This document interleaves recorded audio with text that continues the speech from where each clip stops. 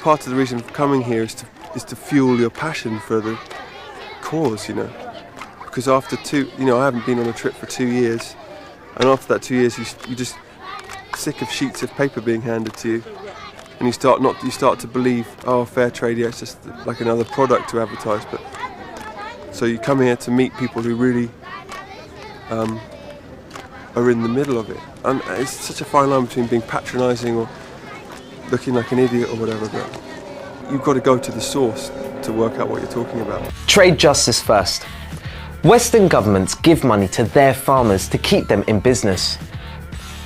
Too much produce is made, so the excess is dumped on the local markets in the developing countries. These products from the West are then sold at a cheaper price than the homegrown produce from local farmers. Campaigners for fair trade want to stop this dumping to give local farmers a chance to earn a proper living. And it's this issue of trade justice that took Coldplay frontman Chris Martin out to Ghana with the charity Oxfam. Let's check out the school while no one's in. Whoa. Check it out. This is a classroom. Today was Saturday, so the local children had a day off school, but a group were rounded up for a media-friendly photo opportunity. It's got a groove. Definitely got a groove. Earlier in the week, I'd been lucky enough to see a rice-growing community that had benefited from aid and assistance. But the reality in most of Ghana was very different, and that's what made me most angry when I visited the Sedima Rice Valley.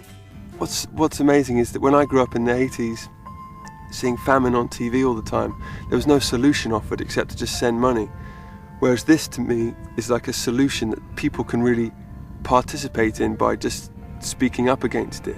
The more we learn about it, the more we see that one way to stop poverty is to balance trade laws.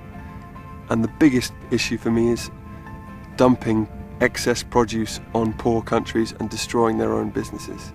It's crazy, and it could be stopped easily. Before going back home, I'd agreed to be interviewed by one of Ghana's leading radio DJs. Chris, welcome to the show. Hi, Kamala. Thanks for having me. Okay, now a lot of critics say that, when musicians or people who are involved in entertainment get behind a particular cause, it's more or less, something symbolic. What's the next big thing to do? What makes us look nice? Yeah. And the rest. Are you really committed to the issues of fair trade, the things that are being brought up? I mean, absolutely. Yeah. And I totally understand these critics, but these people are also idiots, because I feel like I'm a citizen of the world just like everybody else. And this stuff concerns me as much as it concerns a politician, because I live here too. After a busy trip, it had been a tough interview, but it brought into focus exactly why we were here in Ghana. We believe in Coldplay that as long as we're putting our heart and soul into our music, we're allowed to speak out and be heard by the Western media about things we care about.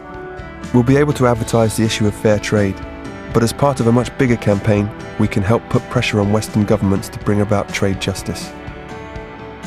My trip to Ghana reminded me why Coldplay got involved in the first place. The problems I saw this week were shockingly real, but with pressure from the Western public, I truly believe that we can make changes in 2005.